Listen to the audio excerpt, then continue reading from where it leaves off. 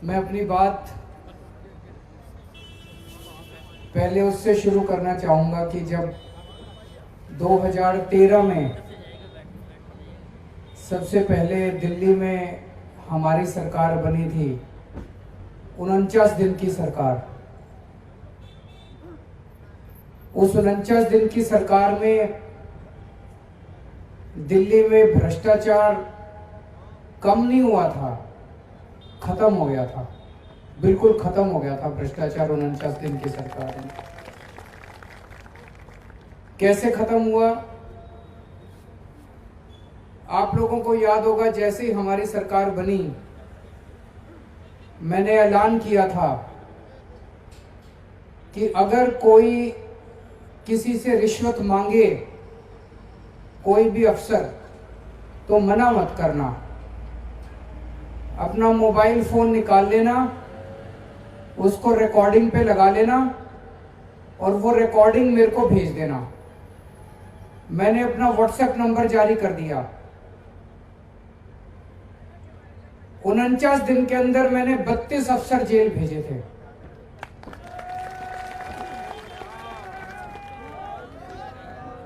और उस टाइम दिल्ली में करप्शन बिल्कुल खत्म हो गया।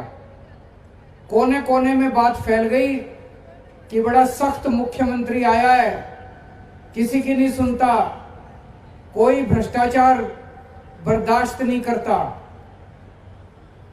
दिल्ली में पंजाब से बहुत ट्रक आते हैं, तो जो पंजाब से ट्रक आया करते थे उनको जो रिश्वत देनी पड़ती थी हर ट्रैफिक लाइट पे, बॉर्डर पे, उन्होंने देखा कि रिश्वत खत्म हो गई दिल्ली के अंदर, तो भ्रष्टाचार खत्म हो गया। उन्होंने वापस आके पंजाब में बताया, लोगों को बताया कि दिल्ली में जो नई सरकार बनी है, दिल्ली में जो केजरीवाल की सरकार बनी है, वहां पे भ्रष्टाचार बिल्कुल खत्म हो गया है। और आप ट्रक वालों ने जो पंजाब में वापस आके बताया, उसका नतीजा था कि अगले लोकसभा चुनाव में पंजाब के लोगों ने हमें 4 MP की सीट दी थी। उनको लगा ये सरकार बड़ी शानदार है।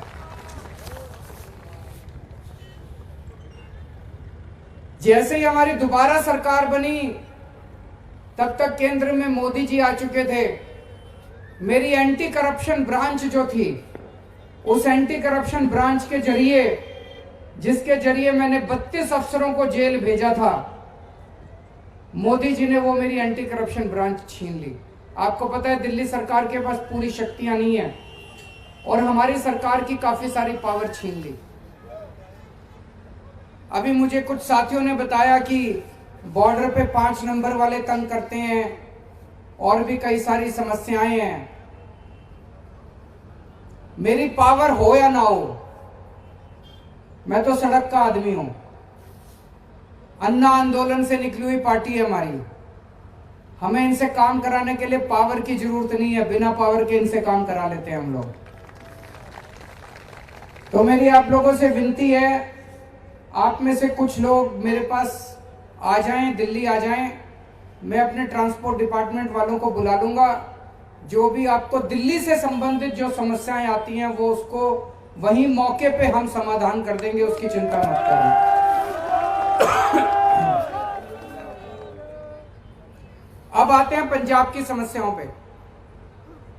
मैं आज राजनीति करने नहीं आया, मैं आपका छोटा भाई बन के आया हूं। अभी मेरे को कहा जा रहा था कि ट्रांसपोर्टरों की 13 करोड़ वोट है, 20 लाख वोट है। मैं आपसे वोट मांगने नहीं आया, मैं आपके मसलों का समाधान कर पाऊं अगर, तो मैं अपने आप को सौभाग्यशाली समझूंगा। पुण्य का काम है। अगर किसी का रोजगार छिन रहा है, किसी की रोजी रोटी छिन रही है, किसी के घर का चूल्हा बंद हो रहा है, अगर मैं किसी के रोजगार वापस दिला सकूं, तो ऊपर वाला हमारे साथ है। वोट तो अपने आप आ जाएंगे, वोट की चिंता हम नहीं करते। मैं राजनीति करने भी नहीं आया। आप लोग जिसको भी वोट दोगे, मर्जी से दोगे, अच्छी वोट दोगे, मेरे को पता है। और जो भी जीतेगा अच्छी सरकार चलाएगा, ये भी मेरे को पता है। मैंने आपकी सारी मांगे पढ़ ली और ये सारी मांगे हमें मंजूर है।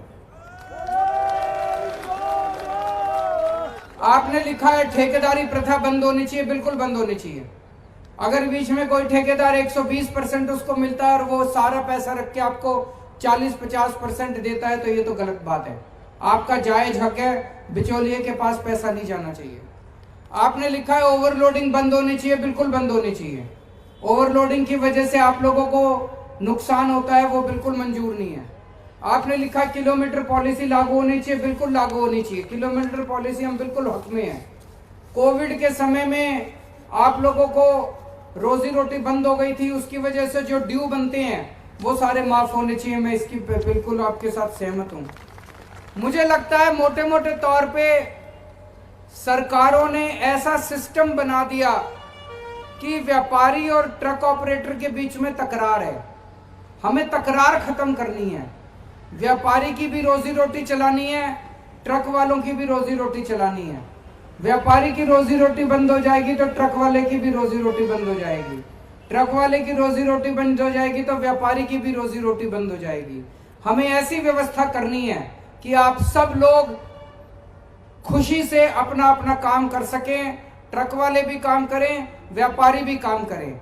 इसके बारे में जो आप लोगों की मांग है, जो सबसे जायज मांग मेरे को लगती है कि इसके बारे में एक ट्रांसपोर्ट पॉलिसी बनाई जाए। और ट्रांसपोर्ट पॉलिसी कोई नेता या अफसर अपने एसी कमरे में बैठ के ना बनाए। ट्रांसपोर्ट पॉलिसी ट्रांसपोर्टर बनाए। आप लोग ट्रांसपोर्टर पर लोग पॉलिसी बनाओ तो हमारी सरकार आएगी। एक जो सबसे बड़ा वादा मैं करके जा रहा हूं, आपकी यूनियनों में से, आपके लोगों में से, आपके आगुओं में से, आपके प्रधानों में से हम लोग चुन के 10 से 15 लोगों की एक कमेटी बना देंगे। वो कमेटी जो जो हमें बताएगी, जैसे जैसे मार्गदर्शन करेगी, आप आदेश करोगे, सरकार लागू करेगी। इससे बड़ी बात मैं नहीं कह सकता। अभी इस कागज में आपने 8 मांग लिख रखी है। ये मैं आपको यकीन से कह सकता हूं, ये 8 भी मान लूं तब भी जिंदगी तो बहुत बड़ी है। अब 8 और आ जाएंगी अगले साल तक, है कि नहीं है? ऐसा तो है नहीं कि 8 के बाद बस स्वर्ग मिल जाएगा, ऐसा तो है नहीं। तो आपकी सारी मांगे एक कमेटी बनाएंगे, 10 से 15 लोगों की कमीशन बना देंगे। वो कमीशन जो जो बातें कहेगा समय समय पे परमानेंट कमीशन बना देंगे। आपकी जब भी जो भी समस्या आएगी, वो समस्या, वो कमीशन जो बोलेगा, वो कमीशन सरकार के ऊपर लागू करना पड़ेगा। सरकार को ये बाध्य होगी सरकार लागू करने के लिए। आपकी सारी मांगे हम मानेंगे। हमें लड़ाई झगड़े किसी भी हालत में नहीं करने। आज सरकारें जानबूझ के इसको उससे लड़ाती हैं, उसको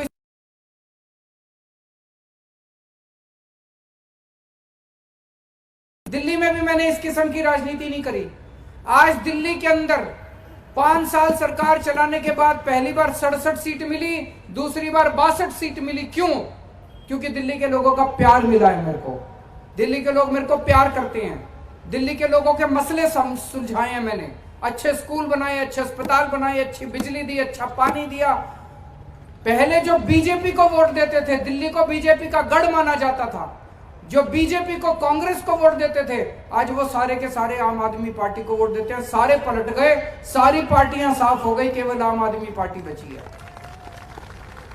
ऐसे ही एक मौका आप आम आदमी पार्टी को देके देखो। यहां पे आपको यकीन दिलाता हूं, अगली 5 साल के अंदर आपको कभी भी यहाँ धरने प्रदर्शन पे बैठना नहीं पड़ेगा। आपके साथ बैठ के लंच डिनर करेंगे हम लोग सचिवालय के अंदर।